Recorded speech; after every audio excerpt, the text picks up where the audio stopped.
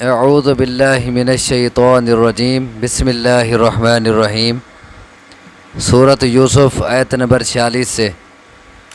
یوسف اے یوسف، ایھا الصدیق اے بہت ہی سچے، افتینا بتائے ہمیں، فی 7 بقرات سمان 7 گایوں کے بارے میں جو موٹی تازی ہیں، یأکلہن 7 عجاف کہ کھا رہی ہیں انہیں 7 گائیں، عجاف دبلی۔ آپ کو یاد ہوگا کہ بادشاہ نے ایک خواب دیکھا تھا، اور اس کے جو کاہن تھے، نجومی تھے، انہوں نے اس کی تعبیر بتانے سے جواب دے دیا تھا۔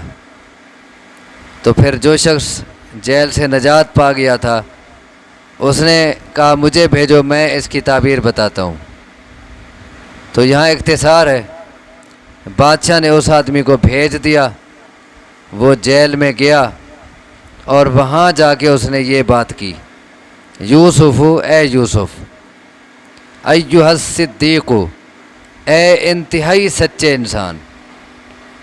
وہ شخص جیل میں حضرت یوسف علیہ السلام کے ساتھ رہ چکا تھا، تو یوسف علیہ السلام کے ساتھ رہنے کے بعد اس کا جو تاثر ہے یوسف علیہ السلام کے متعلق، وہ کیا ہے کہ یہ انتہائی سچا انسان ہے۔ اللہ کے انبیاء جہاں بھی ہوں اور نیک انسان جہاں بھی ہوں، چاہے آزادی کی زندگی ہے، جیل میں ہے، جہاں بھی ہے، وہ ہر لحاظ سے انتہائی صداقت پہ ان کا معاملہ ہوتا ہے، صداقت اور سچائی پہ مبنی ہوتا ہے۔ اسی لیے اس نے یوسف علیہ السلام کے کردار کا جو مشاہدہ کیا ہے، تو اس سے اس کا تاثر یہی ہے کہ یہ انتہائی سچا ہے۔ اسی لیے ان کی یہی صفت بیان کی، یوسف اے یوسف، ایھا الصدیق اے انتہائی سچے انسان، افتینا فی 7 بقرات سمان بتا ہمیں 7 گایوں کے بارے میں جو موٹی تازی ہے، یأکلہن 7 عجاف کہ کھا رہی ہیں انہیں 7 گائیں دبلی، و7 سنبلات خضر اور 7 خوشوں کے بارے میں جو سبز ہیں، وأخر یابسات اور دوسرے خشک۔ بالکل ہو بہو وہی الفاظ بیان کیے جو بادشاہ کے خواب کے الفاظ تھے، وہی الفاظ جا کے بیان کیے، اور پوچھا کہ اس کی تعبیر کیا ہے۔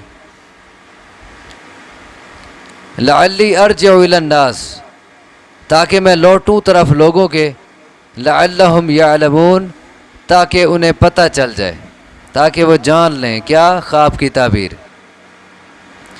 اب اس سے میں یہ بھی معلوم ہوتا ہے کہ خواب جیسے دیکھا جائے، آگے تعبیر بتانے والے کے سامنے بالکل اسی طرح بیان کیا جائے، کیونکہ بات اگر آگے پیچھے ہو جائے، تبدیل ہو جائے، تو خواب کی تعبیر میں فرق آ سکتا ہے۔ قال یوسف علیہ السلام نے کہا، تزرعون تم کاشت کرو، 7 سنین 7 سال، دأبا مسلسل، فما حصدتم پس جو کاٹو تم، فذروہ پس چھوڑ دو اسے، فی سنبلہ اس کے خوشے میں، اس کی بالی میں، الا قلیلا مما تأکلون مگر تھوڑا سا اس میں سے جو تم کھاؤ۔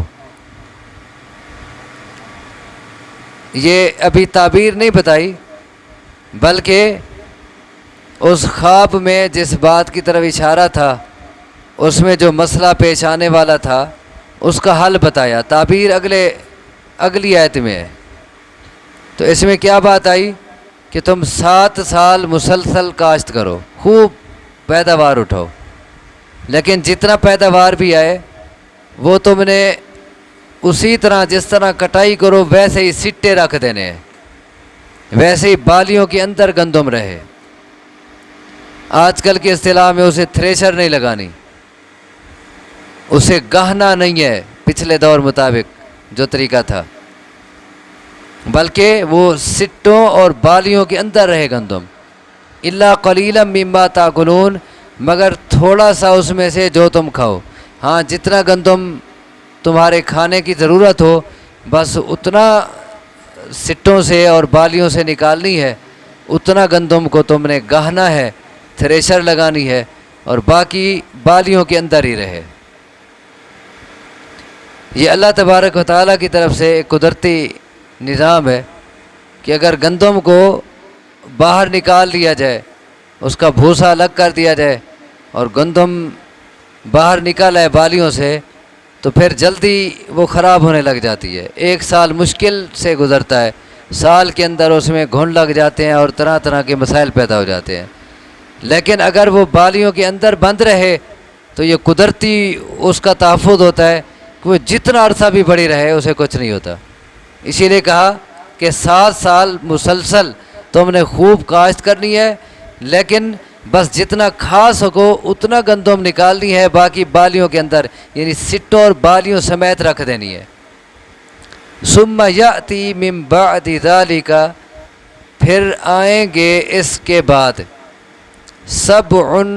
7 سال، شداد سخت، سخت اس معنی میں کہ ان میں انتہائی قحط پڑ جائے گا اور کوئی چیز زمین اپنی فصل اگانا چھوڑ دے گی، بارشیں نہیں ہوں گی، انتہائی قحط پڑ جائے گا، زمینی پیداوار نہیں ہوگے گی.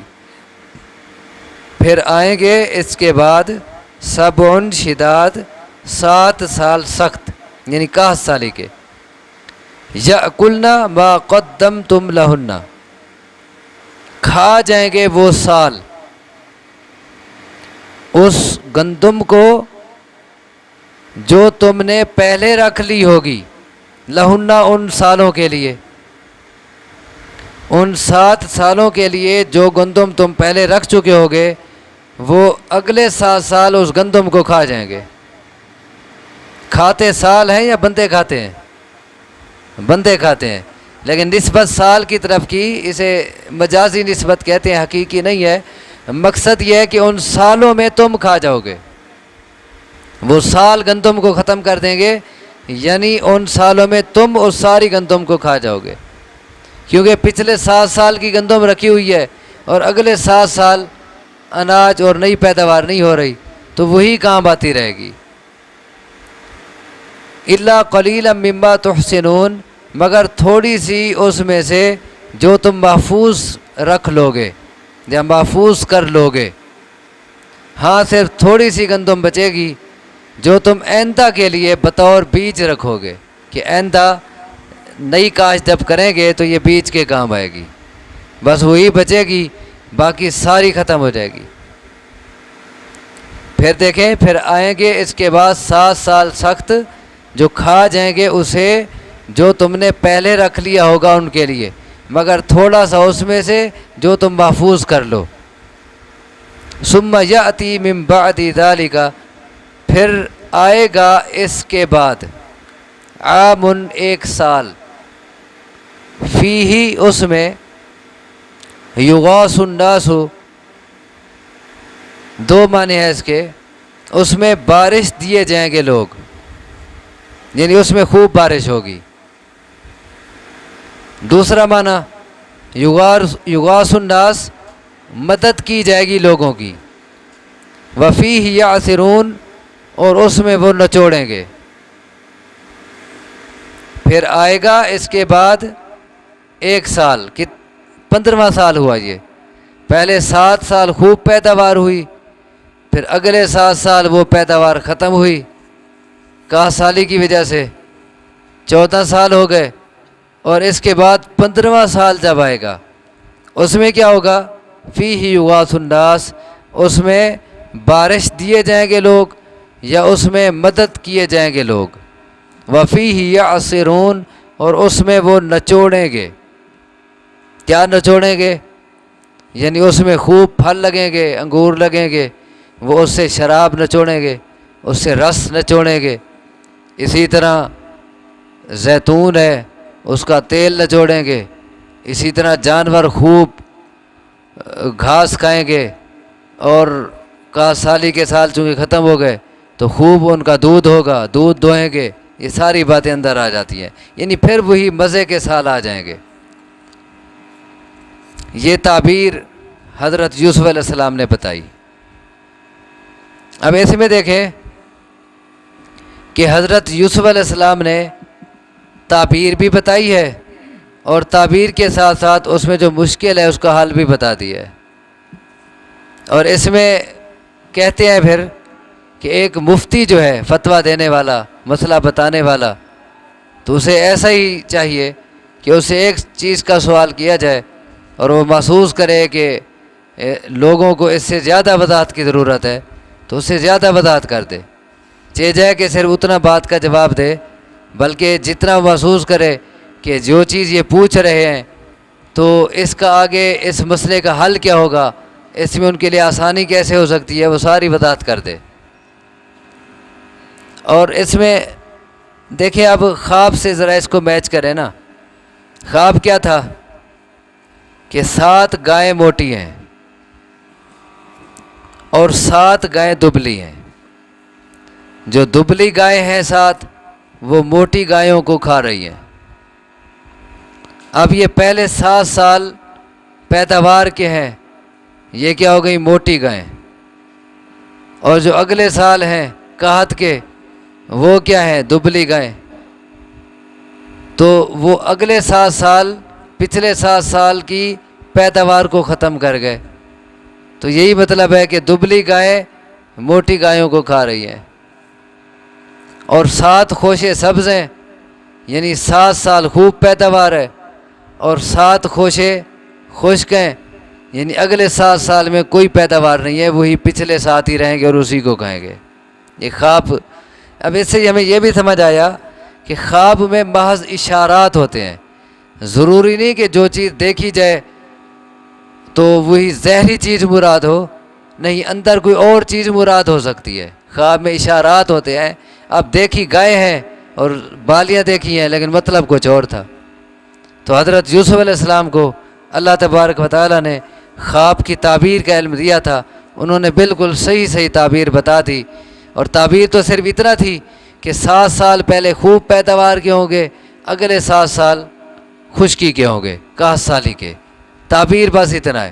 لیکن اس میں جو مسئلہ تھا مشکل کہ اگلے 7 سال جو آئیں گے قحط سالی کے، اس میں پھر کیا کریں گے، یوسف علیہ السلام نے اپنی طرف سے اس کا حل بتا دیا کہ اس کا طریقہ پھر یہ ہے کہ پہلے جو 7 سال خوشحالی کے ہیں اس میں تم گندم بالی کے اندر رکھ لینا، بالیوں سمیت، اور جتنا بس ضرورت ہو اس کو نکالنا ہے بالیوں سے، باقی ایسے ہی پڑی رہے، اور اگلے جو 7 سال آئیں گے وہی گندم اس میں استعمال کرنا۔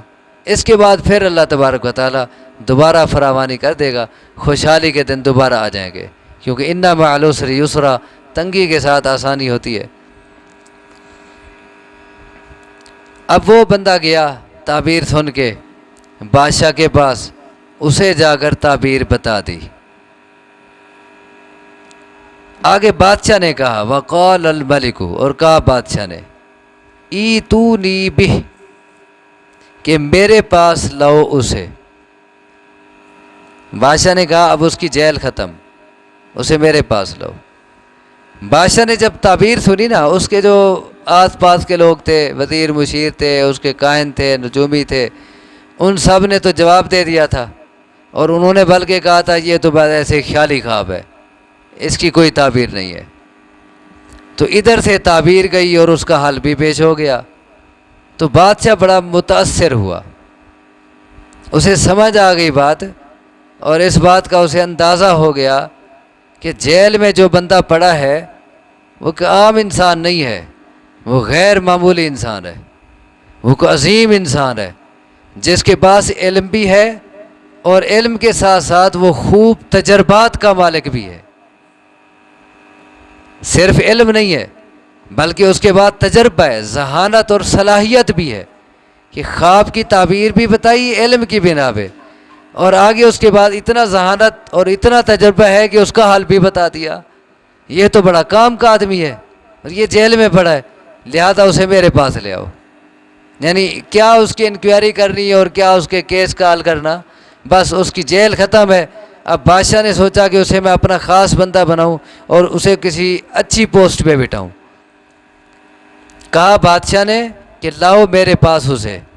فلما جاءہ الرسول، بس جب آیا اس کے پاس قاصد، بادشاہ کا قاصد جب دوبارہ جیل گیا یوسف علیہ السلام کے پاس اور انہیں پیغام دیا کہ آپ کی جیل بس ختم ہے، جیل کی مدت، بادشاہ آپ کو بلا رہا ہے۔ قال ارجع الی ربک، کہا یوسف علیہ السلام نے کہ تو واپس جا طرف اپنے مالک کے۔ فاسألہ، پس پوچھ اس سے، ما بال النسوۃ اللاتی، کیا حال ہے ان عورتوں کا، قطعنا، جنہوں نے کاٹ دیے، ایدیہن، اپنے ہاتھ، ان ربی، بے شک میرا رب، بکیدہن علیم، ان کی چال کو خوب جاننے والا ہے۔ حضرت یوسف علیہ السلام نے کہا کہ میں ایسے نہیں آتا جیل سے باہر، پہلے میرے کیس کی تحقیق کرو۔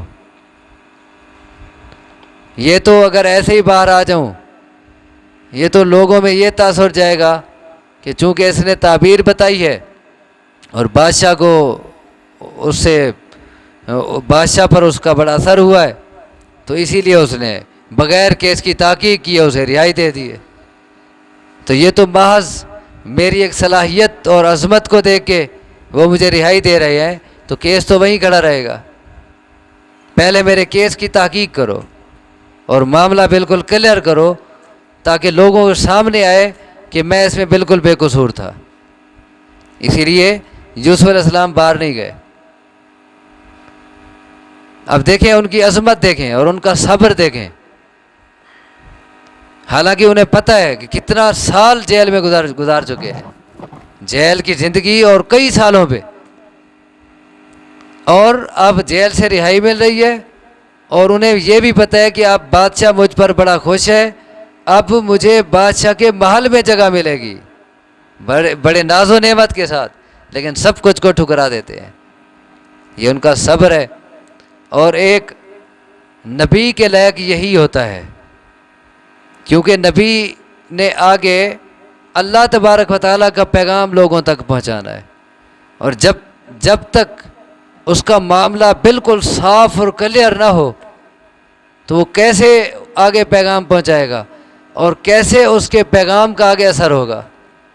اسی لیے وہ لوگوں کے سامنے اپنی جو ان کا کلیئر معاملہ ہے لوگوں کے سامنے اس کا اظہار کرنا چاہتے ہیں اور اپنی بے گناہی ثابت کرنا چاہتے ہیں، تاکہ ان کی نبوت کے پیغام پہ زد نہ پڑے۔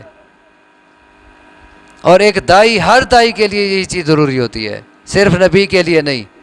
ہر دائی جو لوگوں کو دین کی دعوت دیتا ہے اسے چاہیے کہ وہ اپنا معاملہ کلیئر رکھے، اللہ کے ہاں بھی اور بندوں کے ہاں بھی۔ اگر اس پہ الزام آ رہا ہے اور وہ بے قصور ہے تو وہ اس الزام کی صفائی پیش کرے اور کوشش کرے کہ اس پہ یہ دھبا نہ لگے، ورنہ اس کے پیغام میں تاثیر نہیں رہے گی۔ لوگ کہیں گے یہ خود تو ایسے اور یہ ہمیں سمجھا رہا ہے۔ ہر دائی کے لیے اس چیز کی بڑی اشد ضرورت ہوتی ہے۔ رسول اللہ صلی اللہ علیہ وسلم کی ایک حدیث ہے، آپ فرماتے ہیں کہ اگر یوسف کی جگہ میں ہوتا اور اتنا سال جیل میں گزار چکا ہوتا تو قاصد کے بلانے پہ میں تو جیل چھوڑ کے چلا جاتا۔ یعنی اس میں بیان یہ کرنا مقصود نہیں کہ آپ میں صبر اتنا نہیں ہے، یہ ایک انداز ہے یوسف کی عظمت بیان کرنے کا، ورنہ آپ کا صبر تو اس سے بڑا نرالا ہے۔ آپ نے تو کتنا تکلیفیں برداشت کی ہیں اور ماریں کھائی ہیں اور زخمی ہوئے ہیں اور دانت توڑوائے ہیں اور ماتھا پھڑوایا ہے اور پتہ نہیں کیا کچھ ہوا ہے آپ کے ساتھ، لیکن اس کے باوجود فرشتہ آپ کے پاس آتا ہے کہ آپ کہیں تو میں 2 پہاڑوں کو ملا دوں، فرمایا نہیں، انہیں میرا پتہ نہیں ہے۔ اللہ اس قوم کو ہدایت دے، پھر فرمایا کہ ان کی نسل سے ہو سکتا ہے ایسے لوگ پیدا ہوں جن کو اللہ ہدایت دے دے۔ تو آپ نے تو بڑے بڑے صبر کیے ہیں، اس سے کہیں زیادہ، لیکن یہاں مقصد حضرت یوسف علیہ السلام کی عظمت کا اظہار ہے کہ ان کی عظمت اور ان کا مقام دیکھیں کہ اتنا سال جیل کی زندگی گزار چکے ہیں، لیکن اس کے باوجود باہر نہیں جا رہے کہ پہلے میرا معاملہ صاف کرو، لوگوں کے سامنے آئے۔ اس میں ایک اور بات بھی ہمیں سمجھ آتی ہے کہ یوسف علیہ السلام نے جو کہا نا کہ ان عورتوں کا کیا حال ہے اب کہ جنہوں نے اپنے ہاتھ کاٹ دیے تھے، اور اللہ کو خوب پتہ ہے کہ ان کی چال کیسی ہے، سب کے بارے میں کہہ رہے ہیں، ایک کی بات نہیں کر رہے. تو اس سے بھی سمجھ آ رہا ہے کہ وہ ساری اس کام میں ملوث ہو چکی تھیں. میں نے پہلے بتایا تھا آپ کو کہ ان کے ہاتھ خود نہیں کٹ گئے تھے، وہ ساری جو ہے اس میں ملوث ہو گئیں کیونکہ وہ اخلاقی طور پر ٹھیک نہیں تھی. اب حضرت یوسف علیہ السلام بھی اس بات کو سمجھ گئے تھے، اور وہ بھی اسی لیے سب کی طرف نسبت کر رہے ہیں، ایک کی بات نہیں کر رہے. کہا بادشاہ نے کہ لاؤ اسے میرے پاس. بس جب آیا ان کے پاس قاصد تو کہا انہوں نے کہ واپس جا طرف اپنے مالک کے، بس پوچھ اس سے کہ کیا حال ہے ان عورتوں کا جنہوں نے کاٹ دیے تھے اپنے ہاتھ، بے شک میرا رب ان کی چال کو خوب جاننے والا ہے. یعنی اللہ کو تو پتہ ہے کہ کس کا قصور ہے، وہی چال باز تھی، لیکن لوگوں کے سامنے بھی اس کی تحقیق آنی چاہیے. اللہ تبارک و تعالیٰ سے دعا ہے مجھے آپ کو سمجھنے کی، عمل کی توفیق عطا فرمائے. اقول قولی ھذا واستغفر اللہ لی ولکم، وآخر دعوانا ان الحمد للہ رب العالمین.